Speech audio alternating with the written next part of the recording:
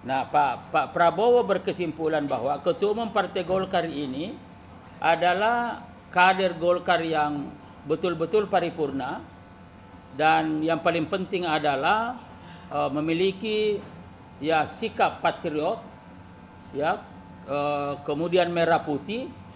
Nah, itu yang disampaikan, dan ini yang paling penting. Ya, sengaja kami berkomunikasi dengan teman-teman media untuk menjelaskan berbagai hal yang terkait dengan Partai Golkar, terutama sejak terpilihnya Saudara Bahlil Lahadalia sebagai Ketua Umum pada bulan Agustus yang lalu. Bahwa segera setelah terpilih pada bulan Agustus yang lalu, itu muncul berbagai gerakan-gerakan yang protes, yang tidak terima, dan bahkan ada gerakan-gerakan yang memprakarsa untuk melakukan Munas pada bulan Desember ini. Tetapi seluruh gerakan-gerakan yang ada, dan kita juga tahu orang-orangnya siapa, ya ada dari senior-senior, kemudian ada juga dari teman-teman semuanya, kita tahu semua latar belakang yang diangkat, baik alasan-alasan organisatoris, ya alasan hukum, kemudian juga alasan-alasan politis, dan bahkan ada juga di antaranya secara diam-diam seakan-akan atas nama pemerintah gitu, bahwa ini tidak senang dan lain-lain sebagainya. Nah, oleh karena itu pidato semalam yang diawali dengan pidato politik Ketua Umum DPP Partai Golkar, lalu kemudian ada arahan dari Presiden Republik Indonesia Bapak Prabowo, di mana kita tahu persis materi-materi yang disampaikan oleh Pak Prabowo tadi malam itu adalah bukan hanya sekedar memuji dan pernyataan-pernyataan politik dari Presiden, tetapi Presiden menjelaskan secara detail ya bahwa beliau mengenal persis Saudara Bahlil Lahadalia sebagai Ketua Umum DPP Partai Golkar, meskipun prosesnya tidak lama. Nah, apa yang disampaikan oleh beliau, ada kriteria-kriteria tadi malam. Yang pertama bahwa ya Pak Ketua Umum Partai Golkar ini, sebagaimana apa yang disampaikan di dalam pidatonya itu, jadi konstruksi berpikir, alur pikir, kemudian retorika politik itu sangat luar biasa. Nah, Pak Prabowo berkesimpulan bahwa Ketua Umum Partai Golkar ini adalah kader Golkar yang betul-betul paripurna, dan yang paling penting adalah memiliki ya sikap patriot, ya kemudian merah putih. Nah, itu yang disampaikan, dan ini yang paling penting, karena kecerdasan semata-mata tidak memiliki sikap patriotis yang tinggi itu tidak ada gunanya. Tetapi Pak Prabowo mengakui bahwa Pak Bahlil adalah memiliki ya sikap patriotik yang tinggi, merah putih yang jelas, Indonesia yang jelas, dan yang paling penting lagi adalah yang kedua, kata Pak Prabowo, meskipun ya perguruan tinggi yang ditempati oleh Pak Bahlil ini sekolah atau tidak ada di Google, tapi ternyata Pak Bahlil mampu mengedepankan kecerdasannya, dan secara konsisten ide pikirannya itu dapat dilakukan secara konsisten. Jadi antara ide dan aplikasi ini dapat dilakukan dengan baik.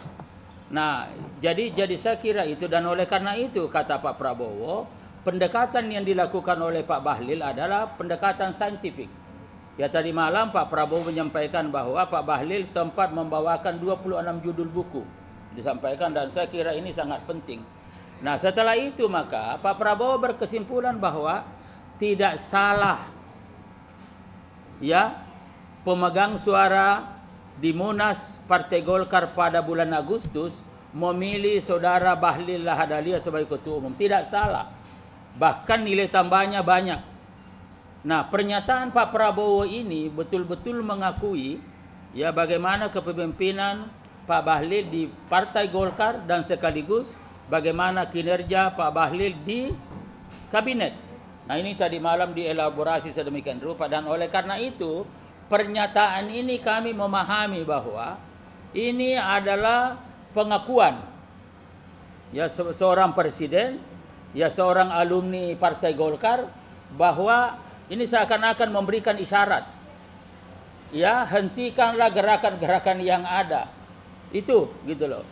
Jadi yang masih mau ada isu, mau munaslup, yang ada lagi mau mengganti atau mau apa lagi, ini mestinya diakhiri. Ya kenapa? Karena sudah ada pernyataan begitu, baik dilihat dari sisi politisnya, dilihat dari sisi organisatorisnya, kemudian juga dilihat dalam perspektif hukum. Maka hentikan ini semua. Dan oleh karena itu kami, ya saya selaku ya salah seorang wakil ketua umum dan juga ini saudara Amanso ini adalah dari salah satu pengurus DPP dan mestinya tadi beberapa orang itu ingin menyampaikan kepada siapapun yang masih mau melakukan gerakan-gerakan intrik-intrik politik, kami menanggapi bahwa itu sudah tidak memiliki niat yang baik terhadap Partai Golkar. Ya, tidak memiliki niat yang baik kepada Partai Golkar, dan apabila mereka masih melakukan langkah-langkah seperti itu dan ini mencerminkan niat tidak baik, maka kami siap melawan mereka, siapapun mereka. Ya, kita siap menghadapi mereka. Ya, oleh karena itu sesama kader Partai Golkar kami mengajak kepada mereka semua yang selama ini punya gerakan-gerakan, yang selama ini punya intrik-intrik, yang punya politiking, mari kita bersama-sama. Ya, bersama-sama dengan momentum hari ulang tahun Partai Golkar ini yang ke-60, kita bangkit bersama-sama, membangun soliditas, membangun keutuhan partai supaya kita ini betul-betul kokoh, solidaritas sosial, dan ini merupakan modal dasar. Itulah tagline-nya bahwa Golkar solid untuk Indonesia maju. Nah, ini saya kira, dan sehingga dengan demikian pada tahun 2025 yang akan datang, pada tahun baru, di sini betul-betul cara-cara kita yang dilakukan selama ini itu saling menjatuhkan, saling menggorogoti, saling mendiskreditkan, kita hentikan dan kita kembali kepada hito Partai Golkar. Apa hito Partai Golkar? Itu adalah doktrinnya. Apa doktrin? Karya kekaryaan. Kita membangun bagaimana perdebatan konseptual. Kita mengedepankan huru hara wacana. Kita mengedepankan ide dan gagasan sebagai instrumen. Dan apalagi Pak Bahlil sendiri sudah membuka diri selaku ketua umum.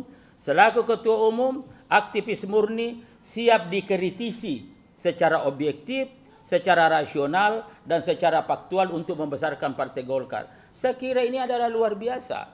Ya, dan karena itu sekali lagi saya atas nama ya beberapa teman-teman, saya kira kita semuanya mengajak kepada seluruh keluarga besar Partai Golkar, mari 60 tahun Indonesia Partai Golkar ini, ya kita betul-betul bangkit kembali kepada hito kita, doktrin karya kekaryaan, sehingga kita utuh, kita solidaritas sosial kita bangun dan lain-lain sebagainya, sehingga pada tahun 2025 betul-betul kita masuk pada satu tradisi baru, ya, di mana kita mengedepankan ide-ide dan gagasan ini sebagai instrumen politik kita untuk apa? Untuk berprestasi, untuk berkarya. Ini yang penting. Nah, sekali lagi kalau masih ada ya dengan pidato Pak Prabowo seperti itu masih intrik-intrik politiking atau mengambil langkah-langkah gerakan-gerakan yang tidak punya dasar, maka kita siap melawan siapapun di belakang mereka. Saya kira itu. Ya, ada tambahan ini. Sempat disebutkan statement siap melawan ini dalam arti apa ya, Bang Idrus? Ya, apapun kita akan menghadapi caranya mereka. Ya, kalau kata orang Betawi itu lo jual kami beli gitu loh. Apapun caranya, mau secara hukum kita hadapi secara hukum, mau secara inti organisatoris kita ini ada orang-orang ya hidup mati kita di organisasi, mau secara politik ini sudah selesai karena Pak Prabowo sudah membuat pernyataan seperti itu. Gitu loh. Jadi kenapa lagi kita siap semua dalam perspektif apapun. Ya, dan ya yang saya kira itu termasuk melakukan debat konseptual sebagai pencerminan daripada doktrin karya kekaryaan. Itu kita siap. Ya, kenapa? Karena ini kalau sudah niatnya sudah tidak bagus kan itu kita harus hadapi dong. Ya, itu saya kira, dan tidak bisa lagi ya sah secara organisatoris, secara hukum, karena gugatan-gugatan yang ada juga akan ditolak, Kemudian secara politik juga sudah lebih sah lagi tadi malam. Ya tadi malam kalau ibaratkan perguruan tinggi itu Pak Bahlil semacam apa gitu loh. Di situ sudah pernyataan Prabowo sangat luar biasa gitu. Jadi tidak ada lagi alasan. Nah oleh karena itu 2025 betul-betul secara organisatoris kita solid. Ya secara hukum selesai semua masalahnya. Dan kemudian secara politis Golkar akan memfokuskan perhatiannya sebagai bagian daripada anggota Koalisi Indonesia Maju, bagian daripada Kabinet Merah Putih, cuma satu tujuannya adalah bagaimana kesuksesan pembangunan nasional dan ada semacam kesinambungan kepemimpinan bangsa ke depan. Itu aja masalahnya.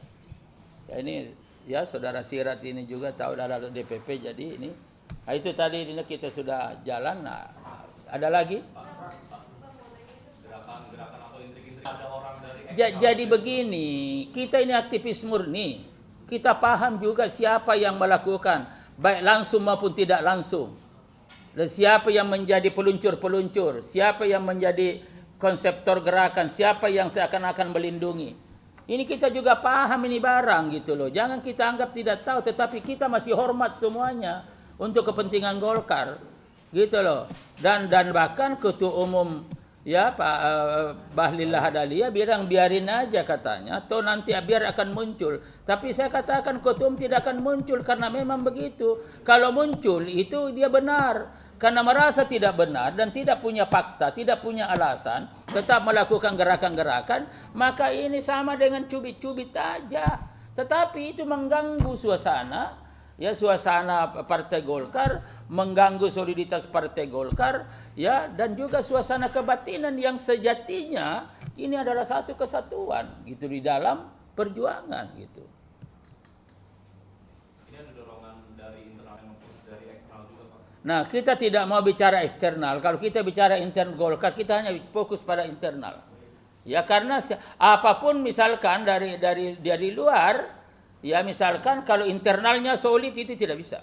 Dan karena itu yang kita pentingkan adalah soliditas Partai Golkar, keluarga besar Partai Golkar. Itu yang paling pokok.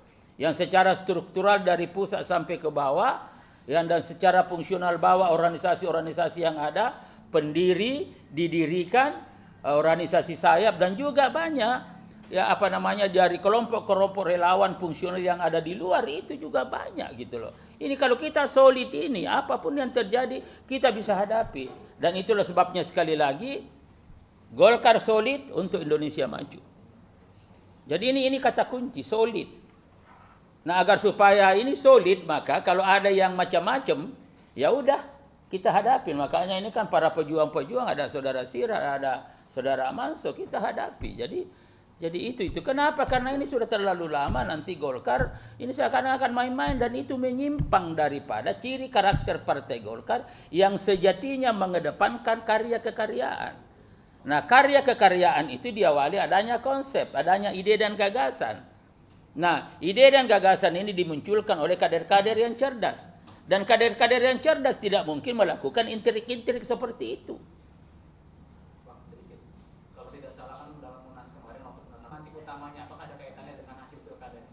Enggak ada sama sekali, karena orang juga sudah tahu bahwa saudara Bahlil Lahadalia itu menjadi ketua umum pada bulan Agustus. Proses penentuan ya paslon-paslon itu kan sudah jalan. Proses penentuan pimpinan DPRD ya provinsi dan kabupaten kota juga sudah jalan. Berarti di ujungnya ini diambil oleh ketua umum ya, saudara Bahlil Lahadalia ngambil di ujung. Nah, dengan tentu ada banyak prestasi-prestasi pada awal ketika itu.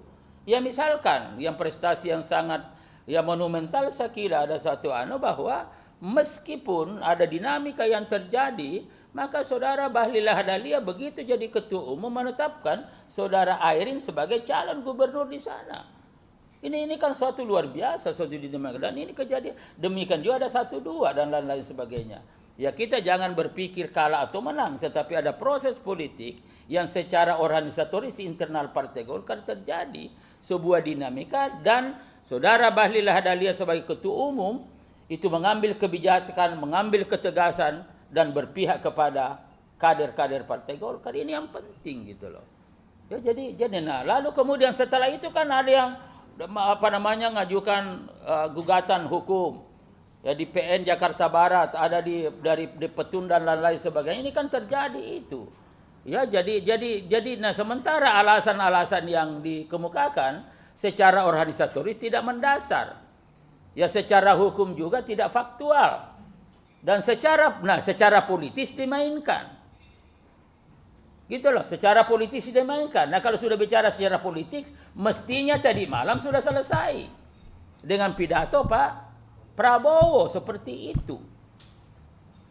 Gitu loh. Jadi karena kalau ini sudah selesai secara politis, alasan apa lagi yang bisa diangkat untuk membuat intrik-intrik, untuk membuat politiking, untuk membuat satu langkah-langkah yang justru patut dicurigai tentang niat baiknya terhadap kemajuan Partai Golkar.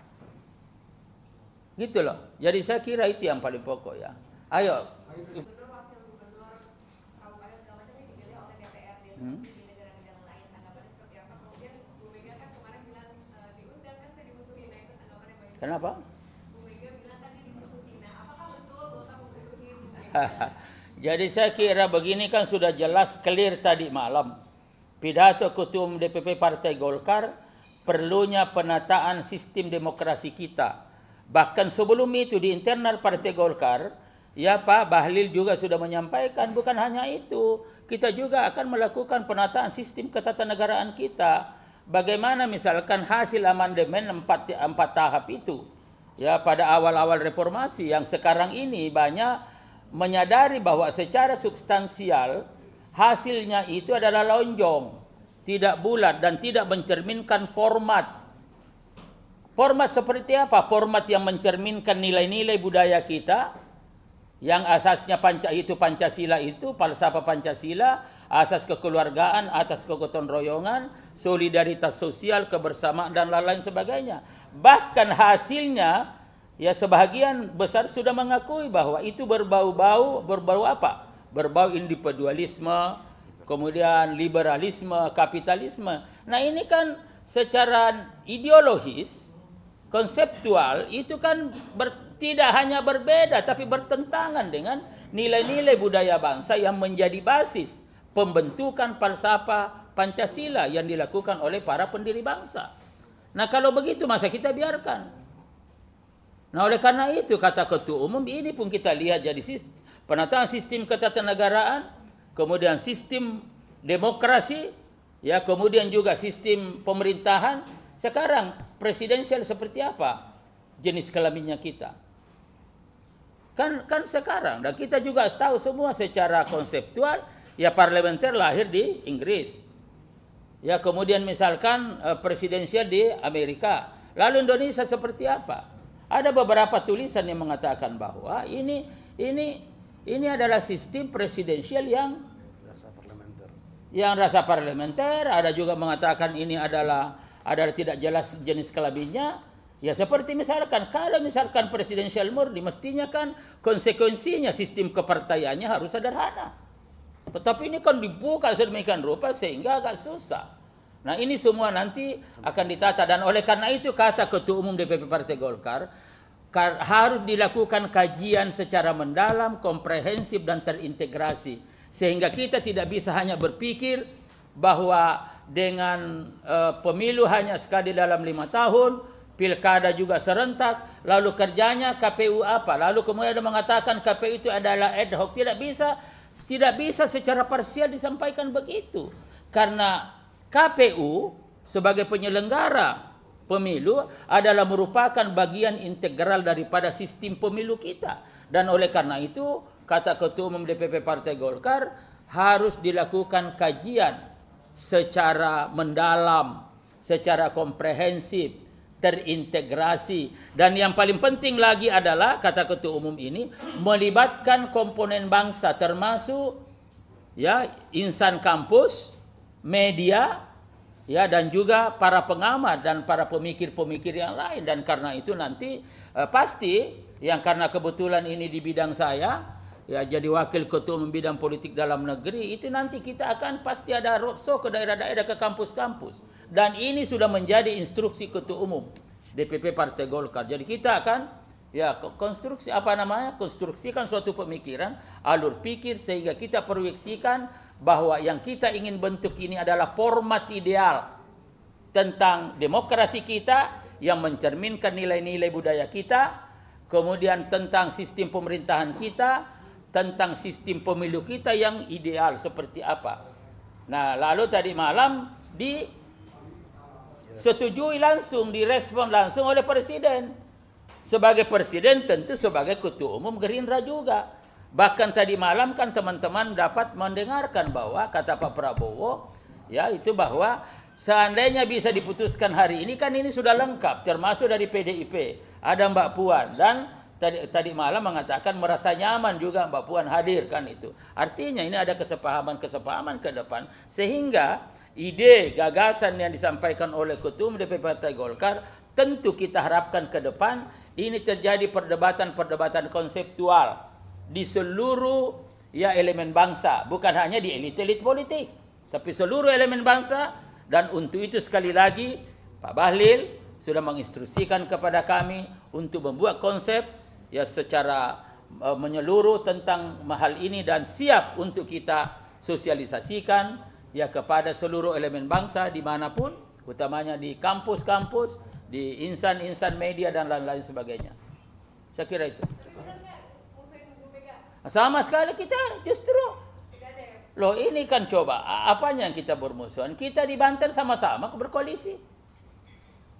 Loh kemudian misalkan di DKI Jakarta juga kemarin kita ini, tetapi pernyataannya RK hari ini kan sebagai kader Golkar sudah clear semua. Jadi enggak ada indikasi bahwa Golkar dengan PDIP bermusuhan, enggak ada. Ya bahkan berteman tadi malam rombongannya PDIP ada, coba kita lihat. Yang mengawal Mbak Puan ada Mas Arya, kemudian ada Gubernur siapa? Oli Dondo Kambe. Kemudian ada lagi yang lain-lain. Ini kan luar biasa. Nah kalau begini semua berarti kan ada sebuah kemesraan. Dan juga ketika saya jadi ketua koalisinya Pak Prabowo waktu itu, di koalisi Merah Putih, dan lalu kemudian Ibu Mega sebagai ketua Indonesia Hebat, itu saya 6-7 kali saya ketemu.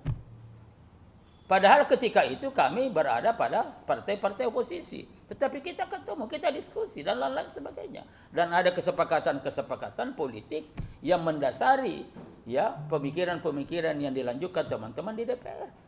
Jadi tidak ada masalah dari dulu semua itu. Ya. Apalagi?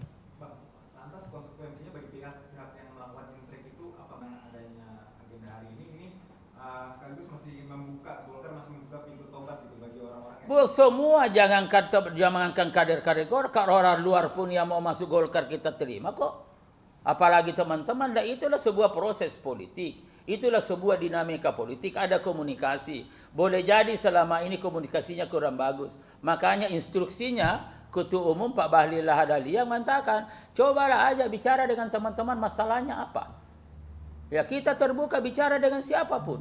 Tetapi setelah kita bicara menjelaskan bagaimana niat baik program kita ke depan, yang Ketua Umum kan sudah membuat suatu program umum 5 tahun ke depan, baru dibagi per tahun-tahun. Itu Pak Ketua Umum sudah membuat itu dalam pikirannya itu. Nah ini yang kita komunikasikan kepada teman-teman. Masalahnya apa? Nah tetapi setelah kita komunikasikan dan tahu masalahnya, lalu kemudian tidak mau tahu, nah tentu nanti yang bicara adalah Wakil Ketua Umum yang membidangi hukum. Yang akan bicara nanti adalah Wakil Ketua Umum yang membidangi kepartaian. Jadi yang membidangi hukum itu adalah Saudara Adis Kadir, yang membidangi kepartaian itu adalah Pak Kahar Muzakir. Jadi ini semua, jadi kita serahkan semua. Gitu loh. Ya, jadi ini semua clear. Nah, tidak clear lagi kalau misalkan yang menangani itu tidak secara struktural bidangnya, tetapi kita serahkan semua kajian dan langkah-langkah, dan yang paling pokok ada komunikasi. Sehingga dengan demikian tidak ada dusta di antara kita, ya semua terbuka kita lakukan, dan orientasinya cuma satu, membesarkan Partai Golkar untuk dapat melakukan program-program pembangunan untuk kesuksesan kepemimpinan Prabowo Gibran. Itu asas, itu jelas sarahan itu loh. Ya, apalagi? Mas, satu lagi update terkait anggota atau Enggak, saya kira sekali lagi sikap dasar Partai Golkar siapa saja. Partai Golkar adalah partai terbuka, go public, dan tidak ada pemegang saham yang dominan, tetapi sama sahamnya semua, karena itu punya hak dan kewajiban yang sama. Seorang ya putra bangsa yang lahir dari Papua, faktanya hari ini jadi ketua umum. Kalau bicara saham kan dari Papua jadi ketua umum. Ini sekaligus membuktikan bahwa Golkar betul-betul terbuka, siapapun, semua punya peluang. Tinggal bagaimana prosesnya. Jadi kalau ada mau masuk, semua terbuka sebagai partai yang terbuka, yang inklusif, sebagai partai yang go public. Gitu loh. Jadi ini tidak perlu ada dinamika seperti itu, seakan-akan ini ya udah siapapun. Ya, jadi semua terbuka, jadi semua jelas. Ya. ini udah ada komunikasi dari Pak Jokowi mungkin ke Partai Golkar? Loh kan sebelumnya kan memang baik-baik aja kan, nggak ada pernah. Ya, setiap dulu waktu presiden setiap ada acara Pak Jokowi datang. Sekarang ini komunikasi juga tetap seperti biasa dan lain-lain sebagainya. Jadi saya kira nggak ada sebuah dinamika yang perlu tetapi ya tinggal ya tentu kembali kepada siapa misalkan. Ya, misalkan Pak Jokowi bagi Golkar sekali lagi nggak ada masalah semua. Saudara sekalian, sebelum ini pidato tadi itu ketua umum di internal sudah menginstruksikan perlunya dilakukan ya begini cara berpikirnya. Berdasarkan fakta-fakta yang ada bahwa ternyata sistem kita ini itu menyisakan banyak masalah. Salah satu di antaranya kita bicara tentang sistem demokrasi. Ya, ini ternyata ini demokrasi ini sangat mahal. Dan perlu proses panjang. Ya, menyita banyak energi dan lain-lain sebagainya. Jadi seakan-akan hanya kita ngurusin begitu. Nah, apakah seperti itu? Lalu Ketua Umum DPP Partai Golkar menyatakan bahwa demokrasi pada hakikatnya adalah sebuah alat, instrumen, bukan tujuan.